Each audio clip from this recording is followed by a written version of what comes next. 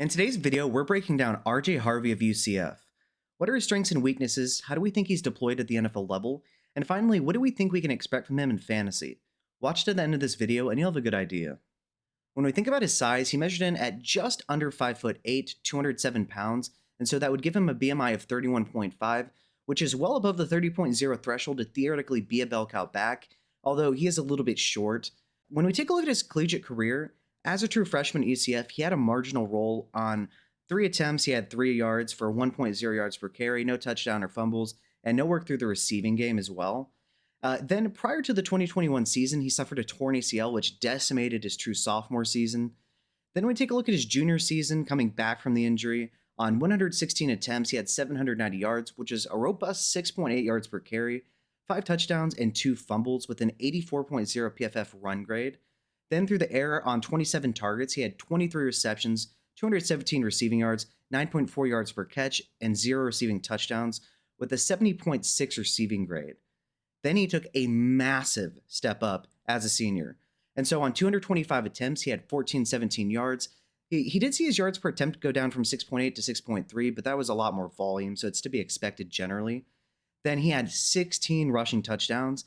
Did have 3 fumbles, so that's 5 through 2 seasons of getting decent work.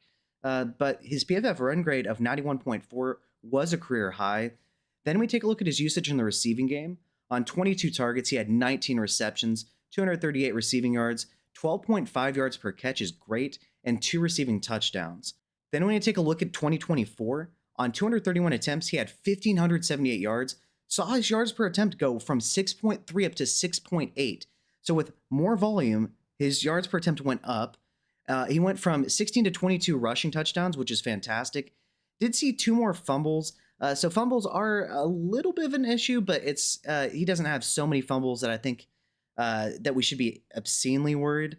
Then his PFF run grade did go down from 91.4 to 89.5, but that's still a great score.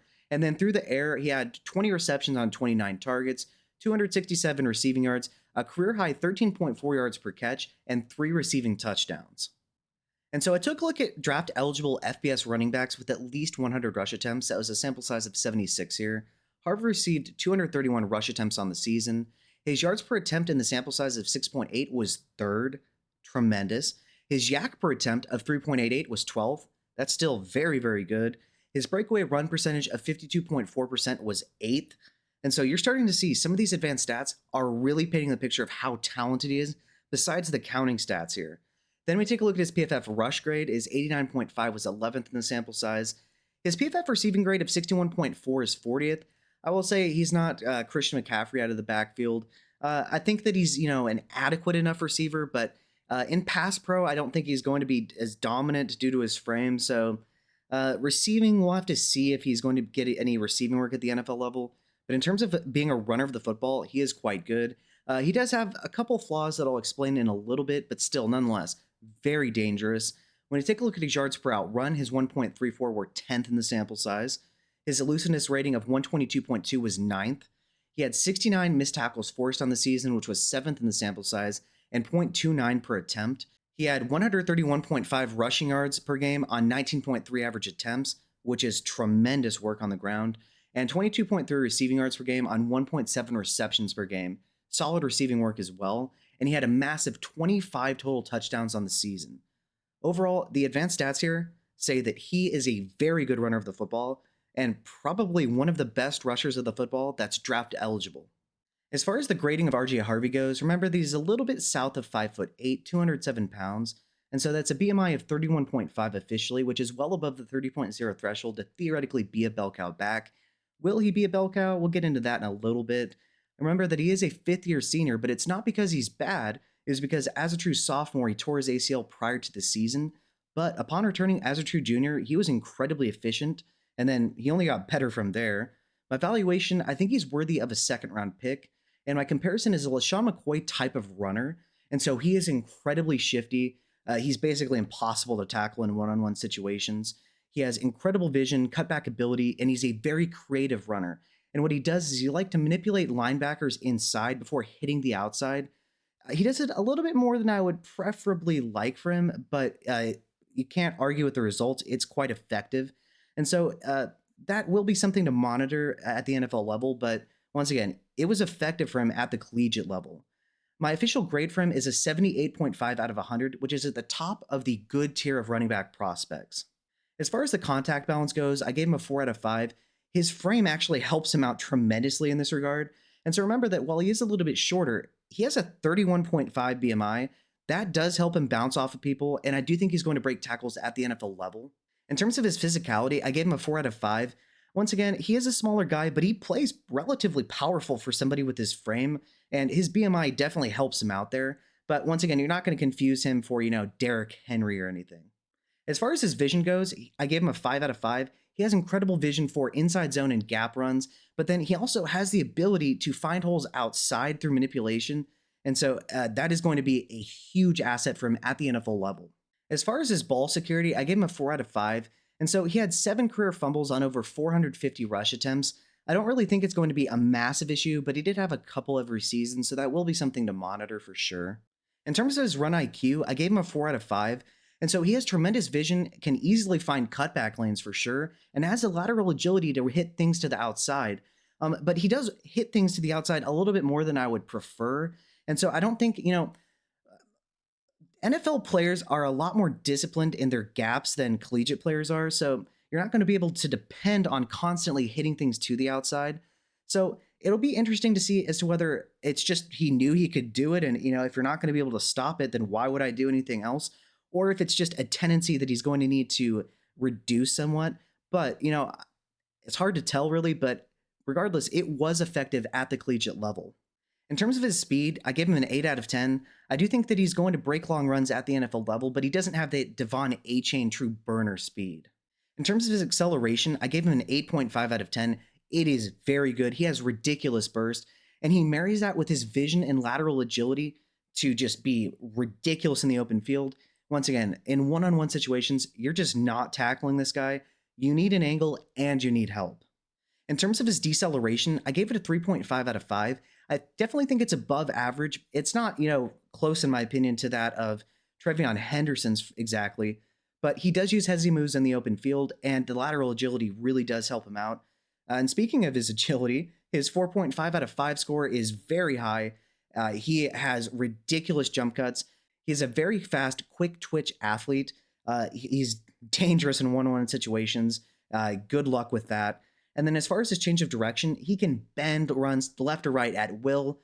Maybe not at top speed, which is why he doesn't get a 5 out of 5. But it's his agility, deceleration, change of direction, all of these skills are very good and are at the worst above average. In terms of his catching, I gave him a 3 out of 5. And so he has 5 drops on 78 career targets. On film, his hands don't look tremendous, but at the same time, he doesn't have stone hands either. And so I don't think he's going to be, per se, an incredible asset in the passing game at the NFL level, but I don't think he's going to be a detriment either. So I definitely think he has the theoretical ability to be a bell cow back in the sense of at least getting the passing game utilization. But I think it'll also be contingent on who else is on that roster. As far as his route running goes, I gave him a 3 out of 5, which is above average. He runs Texas routes, wheels, flats, screens, normal running back routes. I don't know. He does have the theoretical ability to be very good as a route runner due to his lateral agility. But if that's going to happen, he is going to have to put some extra work in. But nonetheless, he's definitely above average there. And then as far as his run after catch ability, I gave him a 3.5 out of 5. It is quite good, but I will say he isn't quite as good after the catch as he is running the football out of the backfield. Now, some running backs like Buck Irving, for instance, are the same exact running back in terms of running the ball or catching it, but I definitely would say it's above average. In terms of his pass protection, I gave him a 3 out of 5. It's very good for somebody his size, but I don't know that he necessarily has the frame in the sense of he's just not the biggest guy to really neutralize powerful rushers at the NFL level. That will be interesting to see, but it's not because he doesn't put in effort. In terms of his dog factor, I gave him a 4.5 out of 5. The only ding here was that he's not the most powerful guy overall, but for somebody his size, he's decently powerful. Once again, he's just not Derrick Henry. But I will say he puts in effort. He is not afraid of contact, but he's more so the make you miss type of running back. As far as his analytics go, I gave him a 4.5 out of 5. Remember that he is a true senior and a fifth-year player, but it's because he tore his ACL as a sophomore. It's not because he was bad. But he's coming off 2 straight 1,400 plus rushing yard seasons, and 200 plus receiving yard seasons. So overall, that is a very good analytical profile. My projected draft capital, he gets a 2 out of 5 per NFL Draft Buzz. He is going to be a 5th round pick. Not the best team investment, but potentially if he performs well at the combine, he could move up draft boards. And as far as his creativity goes, it's a straight 5 out of 5. He is one of the most creative rushers of football in this class. His cutback ability is ridiculous. His lateral agility helps him hit the outside after manipulating linebackers inside. Uh, he is ridiculous in one-on-one situations. He is an incredibly creative runner of the football, and that is going to be one of his biggest calling cards at the NFL level. In terms of his limitations slash weaknesses, he is willing in pass protection, but he just doesn't have the best frame to neutralize rushers. So I don't think he's going to be the best passing game asset and specific to pass blocking, but he's not a detriment in terms of his route running, and he has decent hands, but they're not incredible either. And then he also has this tendency to bounce runs to the outside. Now, he was successful at the collegiate level, and it's one of those things of, does he just know that it's going to work, and why stop something that's working? Or is it that that's just a tendency that he's going to need to reduce? Because remember, NFL defenders have gap integrity much more than collegiate defenders do. So you can't necessarily rely on that unless you are just a special athlete. And even then, so that is going to be something to monitor. And so where does RJ Harvey rank among his contemporaries in the 25 class, as well as the 2024 class stacked on top of each other? Well, he's in good company. And so through 2 seasons, at least in my opinion, according to the grading scale in which I use for running backs, I haven't yet graded an elite running back prospect, although to be fair, Genty is teetering on the edge here. And so in terms of great running back prospects from this class and this class only, we have Genty, Henderson, James, and Hampton. But once again, like I said, Harvey is in good company here. I grade him out as just half a point behind Quinshon Judkins and a half point over Caleb Johnson. And these running backs are supposed to be going in the 2nd round of the NFL draft. And so, once again, I think he's worthy of a 2nd round pick. And basically, everyone from this class, with the exception of Bashal Tutin, has graded above my top graded running back in the 24 class in Trey Benson. And Tutin's just about there too. And so, if anything, this running back class is going to be absolutely special, at least in my opinion. And so remember that RJ Harvey is a little bit south of 5'8", 207 pounds. That's a 31.5 BMI, which is over the 30.0 threshold to theoretically be a bell cow back. Now remember, he does have, potential issues in pass protection just due to his frame, not due to willingness per se. And he isn't an amazing receiver, but he does have the theoretical ability to expand his route tree due to his lateral agility. Remember that he is a 5th-year senior, but it's not because he was bad. It was because as a true sophomore, he tore his ACL, but upon returning once again as a true junior, he was incredibly efficient and put up 2 massive production seasons in the past 2 seasons.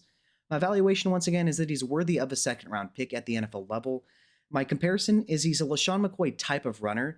Now, one thing I want to mention is I'm not saying he's going to turn into LaShawn McCoy in terms of that's the career he's going to have, but that is the stylistic comp I see in his running game. And so he is incredibly shifty, really hard to stop in one-on-one scenarios. You essentially need an angle and help. He has incredible vision to find cutback lanes, and he manipulates linebackers inside to bounce it outside to his advantage. But it will be interesting to see if that's just a tendency that he needs to potentially reduce, or if, it was just working for him, so why would you stop it? So that'll be something to note. And my official grade for him is a 78.5 out of 100. And I want to give a special shout out to my Patreon members. Thank you to Big Hunt, SP, Major Jack, and Infamy MTG. If you would like to become a member, I'm going to leave a link in the comment section. As far as what you'll gain, you'll get access to a private Discord server. I'm going to have a real life and fantasy football chat where we talk about real life NFL news. Any questions you might have will be answered in the real life NFL chat. And as far as the fantasy football chat, we'll talk about what's happening in the fantasy world. I'll give you team reviews, give you optimal roster construction based on your specific league settings, trades you can make to strengthen your roster, buying and selling points, specifically price points for various players based on your positions of need. I'll give you a special shout out, obviously, on all of these videos. You'll get early access to videos. You'll be part of private live streams that are not available to regular YouTube members. And you will also have the ability to suggest videos specifically for you on Patreon. I've already made one on Isaac Rendo as per request by one of my Patreon members. And so once again, if you would like to join, the link is going to be in the comment section. Thanks.